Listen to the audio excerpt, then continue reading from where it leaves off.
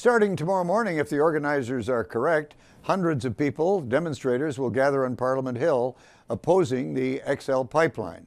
Well, we're joined now by one of the men who organizes that group, Clayton Thomas Mueller, an environmentalist, also by David Coles, who represents workers in the oil business in northern Alberta, particularly in the heavy oil business, and by Elican Velshi, who is the organizer, which many of you already have heard of, Ethical Oil.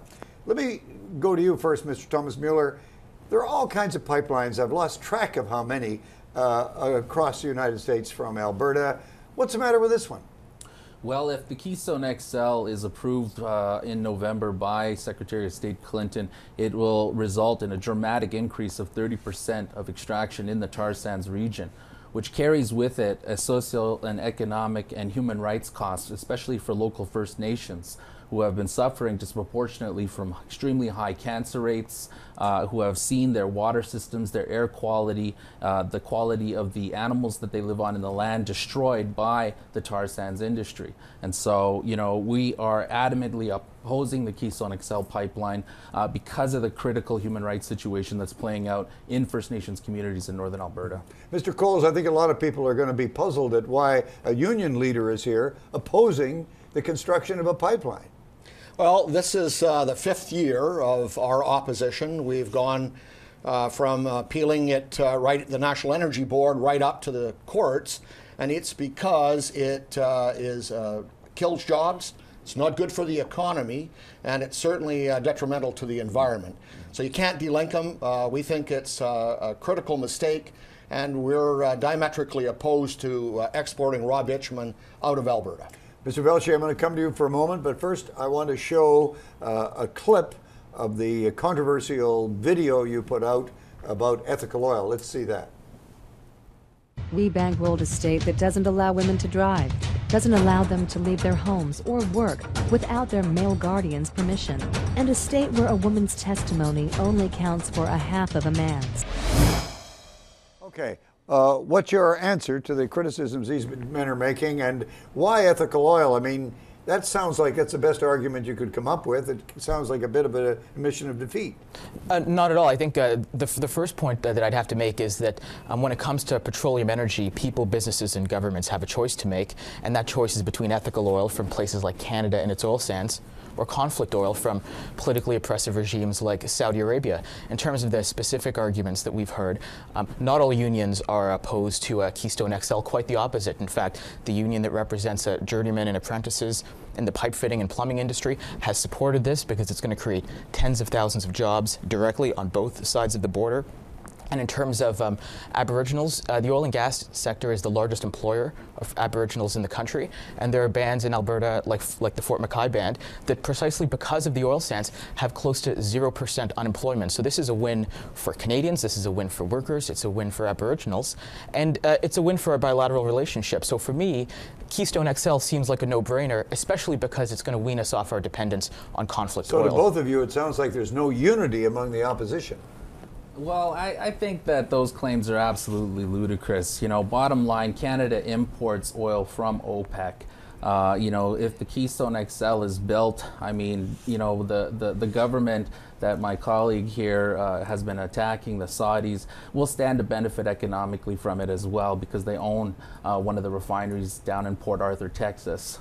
You know, I mean, the reality of it is that Indigenous peoples in northern Alberta, you know, have been locked into a situation where they have to choose between their fundamental human rights, protecting their way of life, protecting their relationship to the sacredness of Mother Earth, or working for the oil sands sector. What we are advocating for is bottom line, we have to end, you know, our dependency on a fossil fuel regime. We have to invest in new technologies and create local green jobs for First Nations and for workers that are working in the oil sector. I would ask the Prime Minister and my dear friend and anyone involved with that silly term ethical oil just to cut it out. I mean, the XL pipeline is unethical because it is going to sell oil to the state-owned refinery in Port Arthur, Texas. It doesn't make any sense to use that shallow argument when in fact Canada has agreements, trade agreements with the Saudi regime. So you can't sort of suck and blow at the same time. These are issues that should be debated in the House of Commons, not use spin as a reason why it should go ahead. You know, Craig, oil is like any other commodity. It's like coffee, or it's like chicken. And just like when we buy coffee, we want to buy fair trade coffee. Just like when we buy chickens, we want to buy free range chicken, not factory farm chickens. When we buy oil, I think our preference should be to buy, as I call it, ethical oil from places like Canada, which respect the rights of women, respect the rights of gays and lesbians, as opposed to conflict oil. And that's really what the choice is. And we want to expand the supply of Canadian oil. Funding to the Sisters in Spirit Fund, who was trying to identify the 600 murdered and missing Aboriginal women in this country. Well, that has absolutely nothing to do with Keystone XL. I hardly think that Canada is in a position to say that it respects the rights of women when the Harper government has done nothing but cut off funding to the women's advocacy organizations in this country. I think if you compare the treatment and the rights of Aboriginals in Canada, which are protected by the Charter, with those of Indigenous peoples in, for example, Sudan and the Darfur region, I think Canada stacks up quite well compared to conflict Aboriginal women regime. in this country. I don't think we should get into a situation where we're comparing one life to another Canada life. is no better than Sudan or Saudi Arabia, then I think that's a ridiculous argument.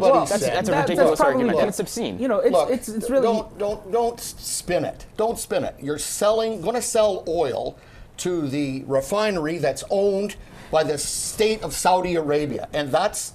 Speaking of spin, you know, last week you were making your arguments, and you referred to this as ethical oil ad, which Craig just showed, and you said it had racist overtones. So my question is this: first of all, I think it's absurd on its face to say that an ad that I designed has racist overtones with respect to other visible minorities. So I want to know, first of all, are you willing to repeat that argument now that you're seated a foot away from me, and are you willing to justify it and say what is racist about criticizing the treatment of women in Saudi Arabia? That's not what I said. You used the word racist overtones. That's exactly what you said. That's exactly what I said. The question that I asked in the context was, how can the Canadian government sell oil to Saudi Arabia and then say that it is ethical oil? You said the ad had racist overtones, but I'm glad that you're not willing to repeat it now that you're sitting next to me. Let's talk about spin here. I mean, the reality of it is the tar sands industry here in Canada is ground zero for the technology as well. There are a dozen countries across the planet,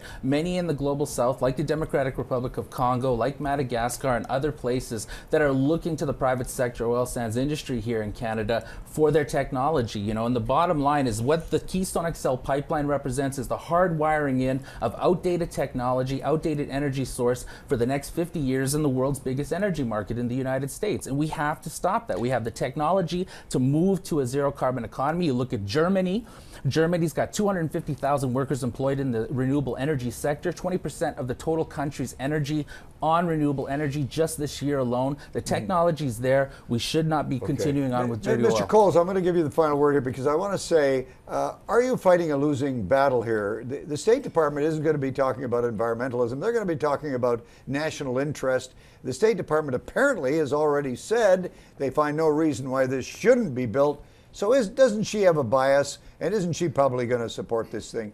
Well, they have another problem in Canada is the permit is expired for XL.